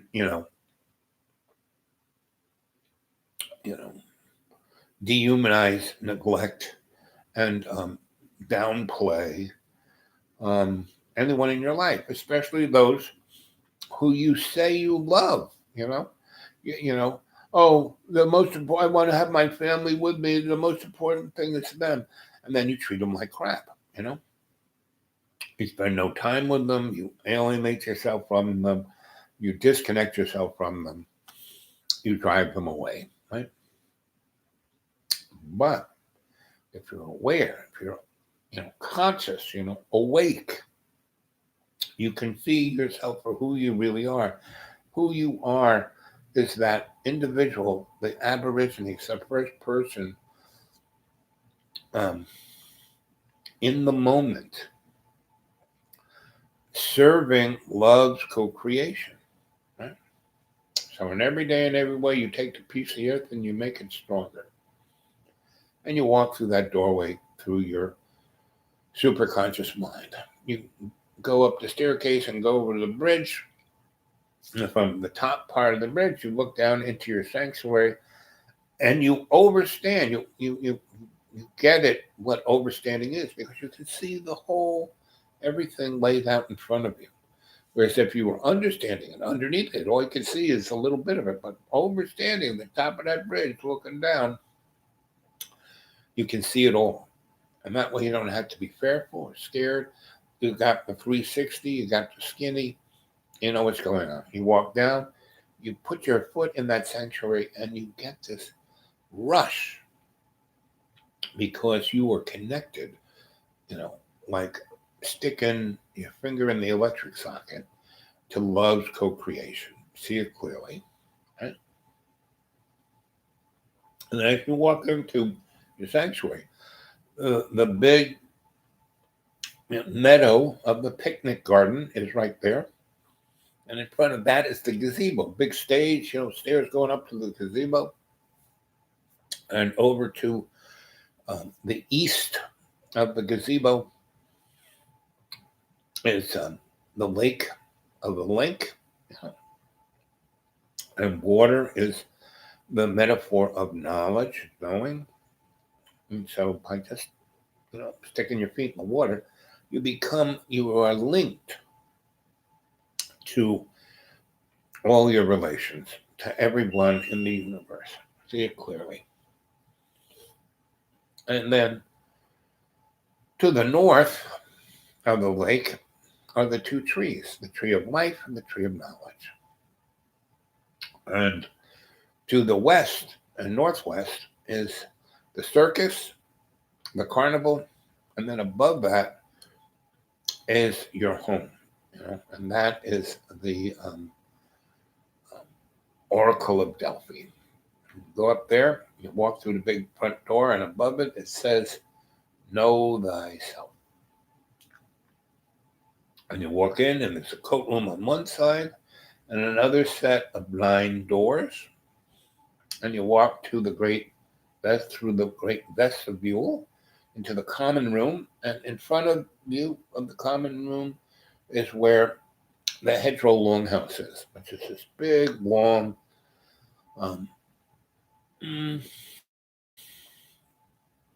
Indian wigwam that everyone can fit in. And when you walk into it, you accept the fact that you are going to openly listen to everyone. Right? Everyone gets to talk, everyone listens, and everyone comes to consensus. Right? That's what the longhouse is for. And the hedgerow is in Ireland, a very rocky place. So they would pull all these rocks out of the meadows so they could, drive a plow through it and grow stuff, right? And so they would move all the rocks to the side to make fences, right? And then all the bushes and of the forest, they would just kind of pile up on the rocky fence, and they would take root there, and that's what the hedgerow is. So there would be this big, wide, rocky fence that was like 50 yards wide, and maybe 10 yards high, and would be totally overgrown with things like rose bushes and hawthorn and witch hazel and very thorny things. So it was like a barbed wire wall, right? And so when the Romans came to conquer Ireland, so there were all these big hedgerows all over the place. So if the cavalry, and the Irish didn't have horses, but the Romans did. So the Roman cavalry would try to go after the bards, and the bards would know the secret ways to wiggle through the hedgerows and get on the other side. So the Romans would have to ride, leagues up there to where there was a break in the hedgerow and then come back the other way. By that time, the bards would be gone.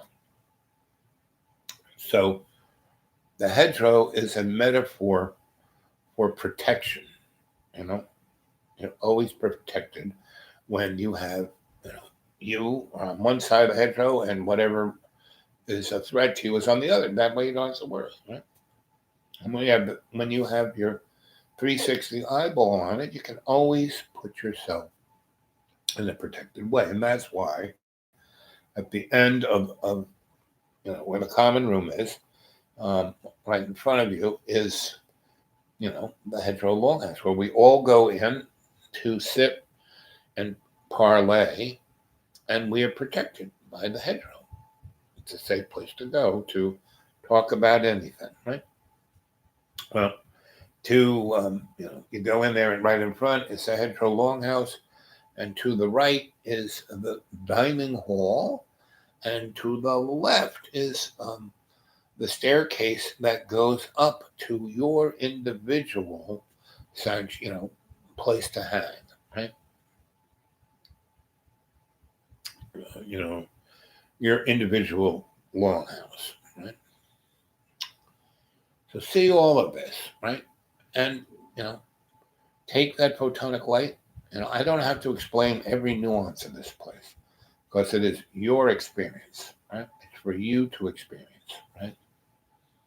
And it is based on you, not me or anybody else, but you. So see it clearly. Breathing in deep, 20% more than you normally do, and breathing out 30%, evacuating all the waste product. And at this point, your conscious mind is totally asleep.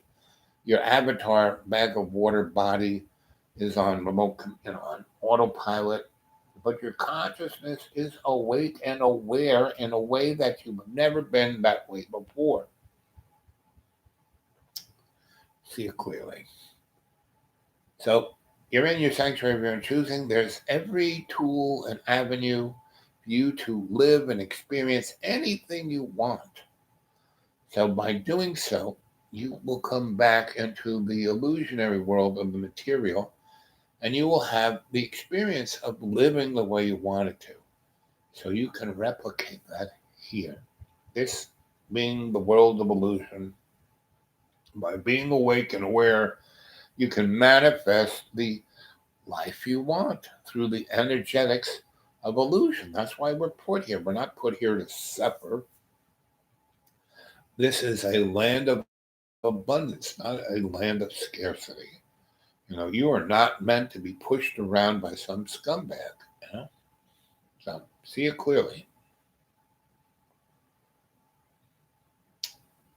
And two, you're in a deep, deep, deep state of relaxation. Your conscious mind is totally asleep. That squirrel in your head is asleep, unconscious.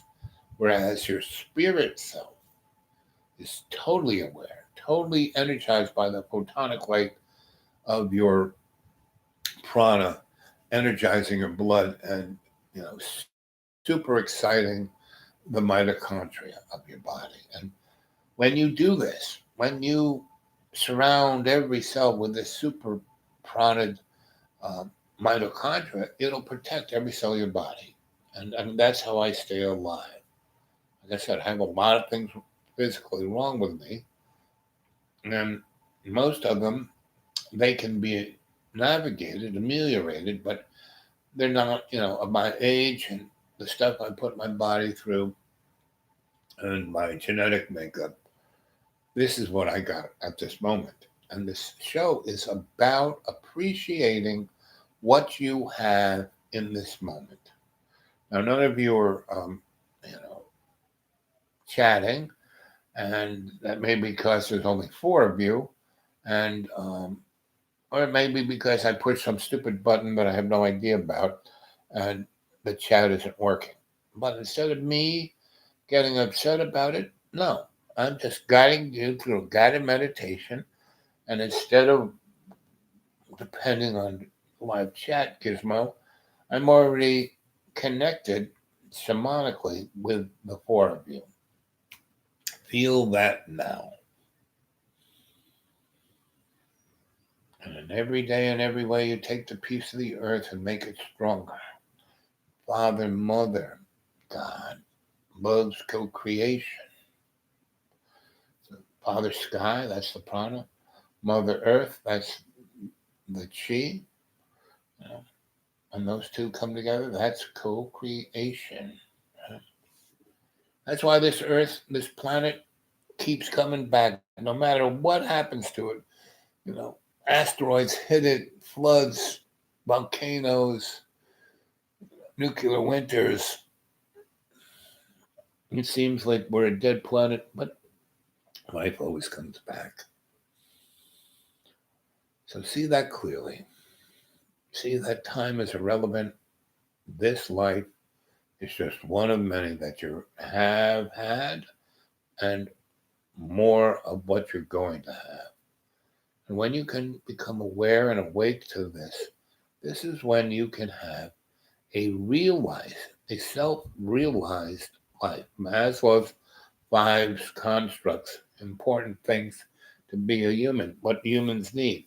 A, a roof over their head. B, 3 square meals a day.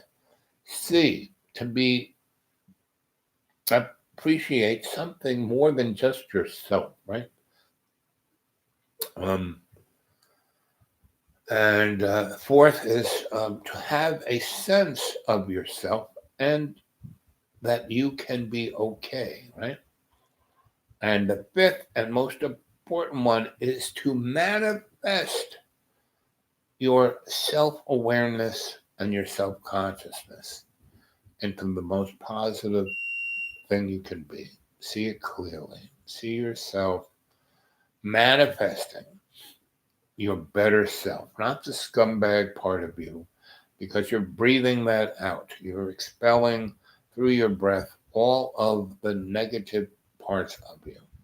See yourself as 100% shimmering with photonic light, not the shadowy incandescent light, but the photonic light.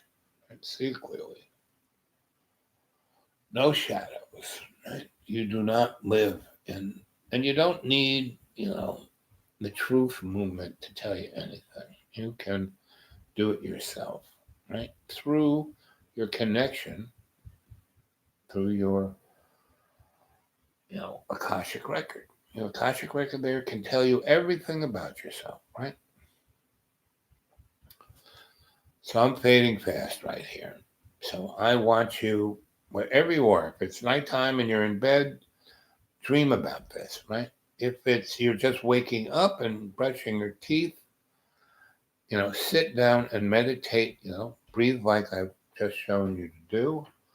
And then when you come out of state, I'm going to count from 3, 2, 1, and then I'm going to snap my fingers, and you'll feel refreshed. You'll feel clear. You'll feel awake.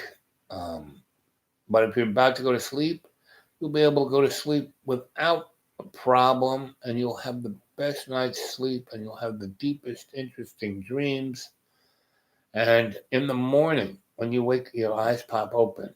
Before you jump out of bed, you go, wow, I just had an amazing dream.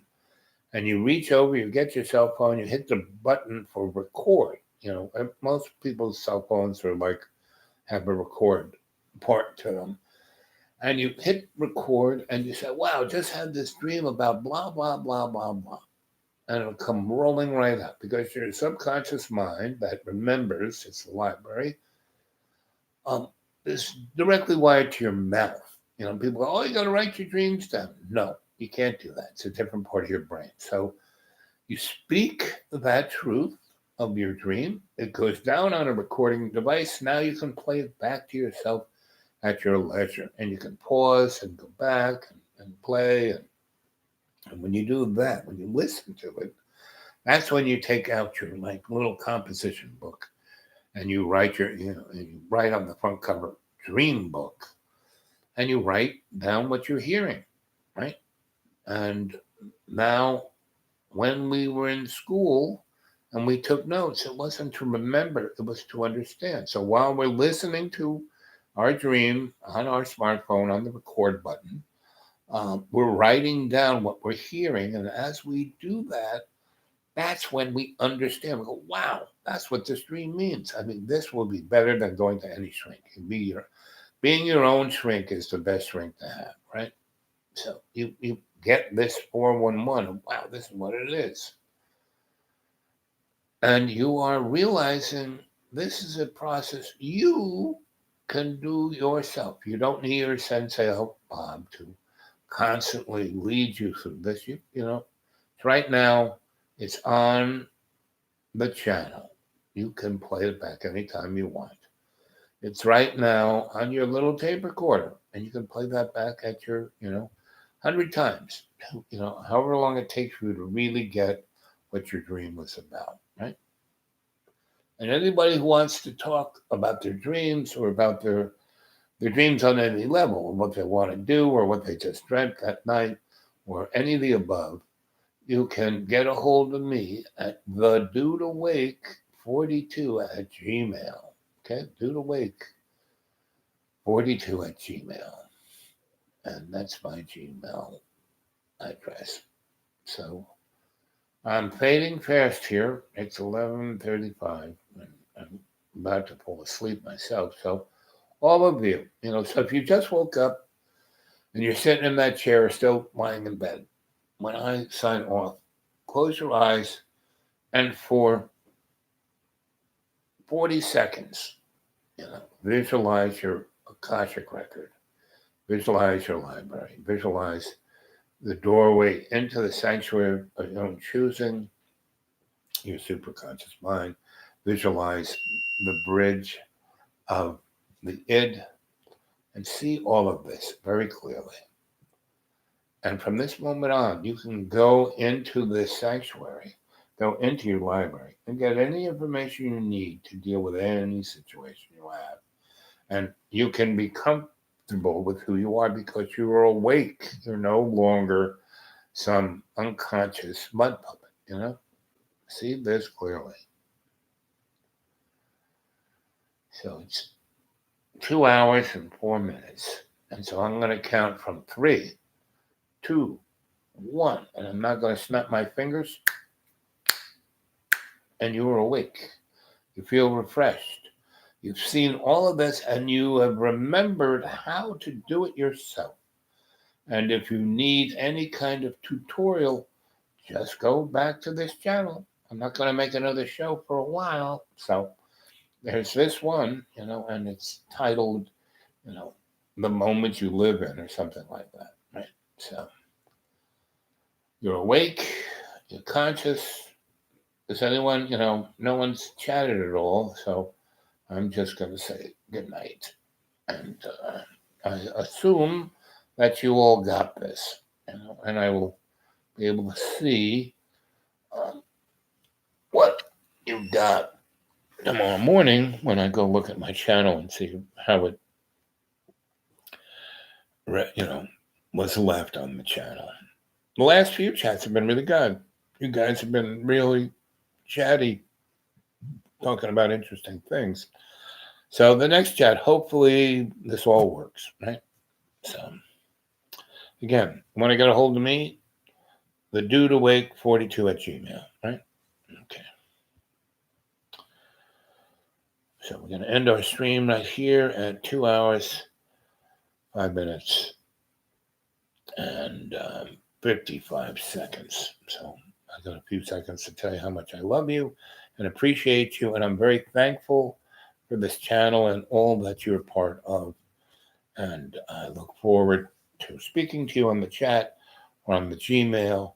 Go to my xratted.blogspot.com, read my writings, and soon it'll be spring. You can come and visit. Okie dokie.